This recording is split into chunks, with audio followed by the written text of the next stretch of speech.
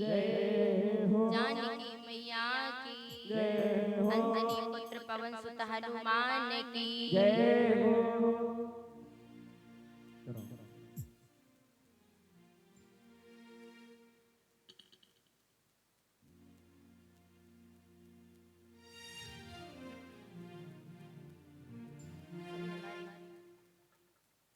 भक्तगण दूर दूर से भक्तगण आए हुए हैं, प्रांगण में पधारे हुए हैं। भीम गुरु द्रोणाचार्य जैसे हैं। सीता के पग चिन्हों पर चलने वाली मेरी माताएं, ध्रुव प्रहलाद जैसे बाल गोपाल, माँ अनसुईया की आचरणों पर चलने वाली माताएं हमारी शक्ति स्वरूपा, आदि शक्ति स्वरूपा मेरी माताएं, भगवान की अमृतमय कथा का रसपान सभी भक्त कर रहे हैं। चलते चलते आज हम तृतीय दिवस की बेला में प्रवेश करेंगे।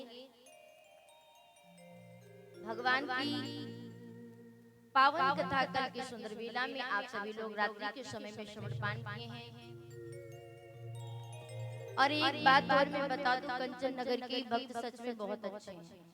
एक बार अपने लिए जोरदार ताली बजा दें।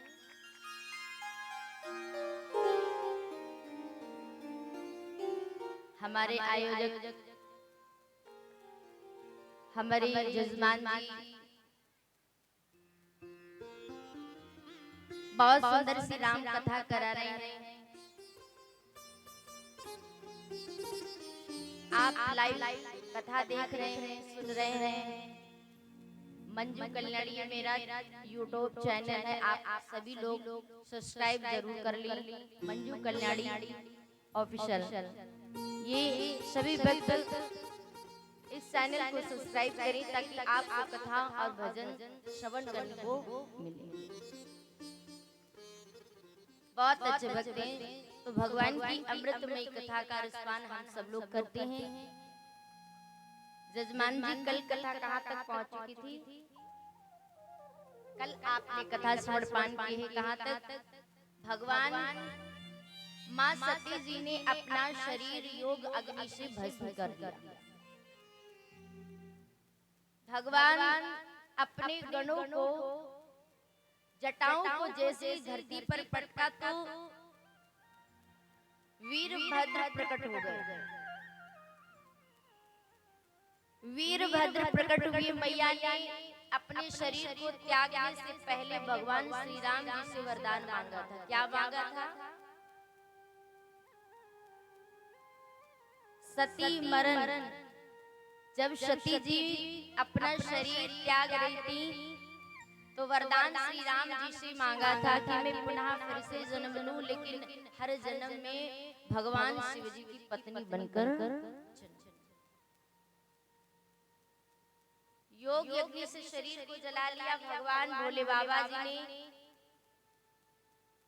दो जटाएं धरती पर पटकी, जैसे पटकी तो उसमें से वीरभद्र प्रकट हो गए। और जटाओं को पटका तो बहुत सारे गण जो थे वो प्रकट हो गए।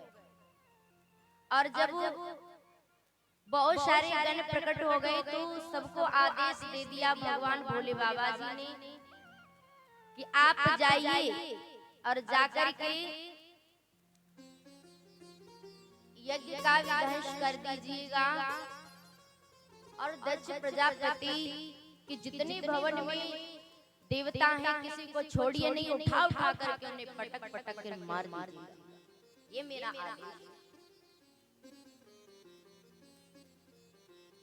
भगवान भोले बाबा के आदेश से सारे गण ना जाने कितने गण वहां दक्ष प्रजापति जी के भवन में पहुंच गए। दक्ष प्रजापति जी श्री राम जी के चरणों में जाकर के सर को झुका करके कहते हैं, प्रभु मेरे प्राणों की रक्षा करो, क्योंकि मैंने जो अपनी आंखों से देखा है आते हुए, ऐसा लगता है कि मेरे प्राण नहीं बचेंगे। मुझे लगता है कि ये शिव जी की ही सेना आ रही है। ये गण जो है इतने गण आ रहे हैं, ना जाने इनकी कितनी गिनती है, इनकी कोई गिनती नहीं है, जाने कितने गण हमारे महलों की ओर आ रहे हैं, मुझे लगता है मेरे प्राण अब बचेंगे नहीं। श्री राम जी ने कहा था, नारायण ने कहा था कि तुम उस जगत की माता को तुमने नाराज किया है तो तुम्हारे प्राण नहीं बचेंगे, लेकिन तुमने नहीं मेरी सुनी है। उसी क्षण सारे गण वहां पर आ जाते हैं और जैसे ही गण आए तो आकर के उठा करके सभासदों को पटकने लगे, त्राही त्राही होने लगी। छिपे छिपे देवता घूम रहे हैं, लेकिन वीरभद्र ने किसी को नहीं छोड़ा। श्री राम जी नारायण जी ने कहा, वीरभद्र इसमें मेरी कोई गलती नहीं है, गलती तो तुम्हारी है जब हमारी भगवान भोले बाबा जी की का इस सभा में निंदा हो रही तो तुम चुपचाप क्यों बैठे रहे? क्या तुम्हें नहीं पता है कि इस सभा में जब हमारे प्रभु की निंदा हो रही थी, कैसे तुमने निंदा को सुन लिया? क्या तुम्हारे कान के पर्दे फट नहीं गए? निंदा सुनते हुए तुम्हारी क्या तुमने रोका नहीं? क्यों नहीं रोका? मेरी माँ जगदम्बिका ने अपना योग अग्नि से शरीर को जला लिया, क्यों नहीं तुमने सब देखते अपनी आंखों के सामने तुम देखते रहे? क्या यह तुम्हारी गलती नहीं है? उसी समय कहने लगे हैं, मैं किसी को नहीं छोड़ूंगा। उस यज्ञ का विध्वंस कर दिया, लेकिन आज प्यारे जब ये सारा कार्य करने के बाद में प्रभु भोले बाबा जी को खबर मालूम हुई तो वो दौड़ करके आए, अध जला हुआ शरीर वहां से आज लेकर के चले जाते हैं। विरह में भगवान भोले बाबा कैलाश पर्वत की ओर जा रहे हैं। जो है शरीर अधजला शरीर लेकर जा रहे हैं। जहां जहां माँ के अंग गिरते हैं वहां वहां माँ के सुंदर भवन बने हैं।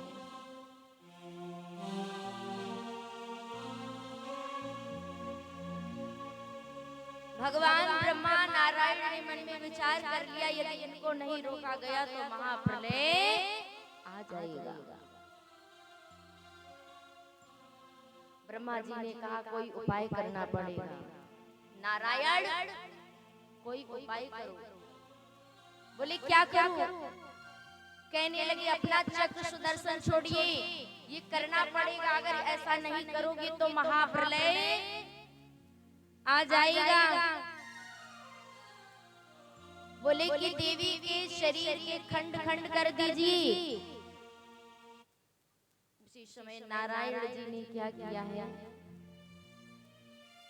नारायण जी ने उस समय अपना चक्र सुदर्शन छोड़ा और मां के शरीर के खंड खंड हो गए और जहां जहां मां के अंग गिरे हैं वहां वहां मां के सुंदर भवन मंदिर बनकर तैयार हो गए। बोली दुर्गे मैया की। वहां सुंदर सुंदर भवन बने हैं प्यारे। आज इस प्रकार से जब अंग गिर गए तो उसी समय भगवान भोले बाबा के क्रोध को शांत किया। भगवान जाकर कैलाश पर्वत पर आज अकेले बैठे हुए हैं और आकर के समाधि को लगा करके हरिनाम को जाप करने लगे। हमारी माताएं बहनें ध्यान दें, जो पीछे आ रहे हैं उनसे अनुरोध है आगे आकर बैठ जाएं। आगे आपके बैठने की व्यवस्था की गई है। जो भी माताएं बहनें पीछे खड़ी हैं उनसे अनुरोध है आगे आकर बैठ जाएं। आगे आपके लिए उचित व्यवस्था की गई है। शरम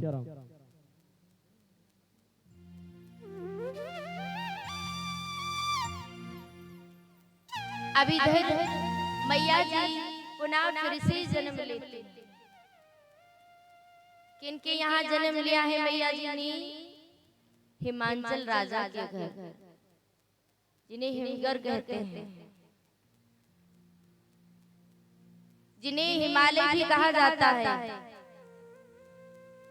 आज मैया ने उनके यहाँ जन्म लिया है फिर से पुनः। बहुत सुंदर मैया है, बहुत सुंदर नाम है। उनका नामकरण संस्कार हुआ तो नाम क्या है? बहुत सुंदर नाम पड़ा है, बहुत सुंदर है। समय के फेर से मैया धीरे धीरे बड़ी बड़ी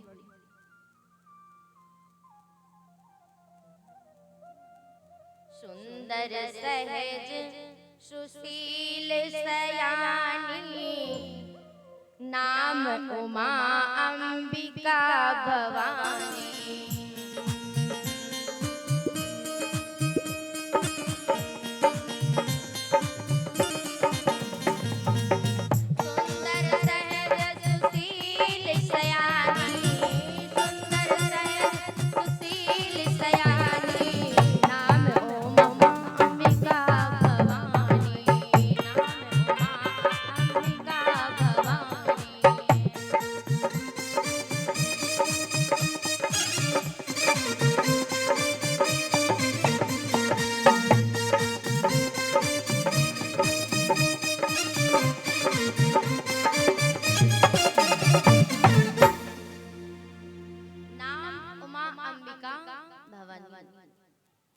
ये जितनी भी सती, उमा, गौरा, पार्वती, ये सब भगवान की ही पत्नी है।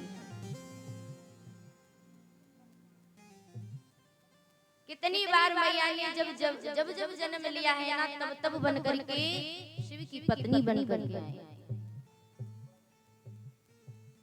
गौरा, काली, दुर्गा, अंबिका, गौरा, सती, पार्वती, ये सब भगवान भोले बाबा की ही पत्नी।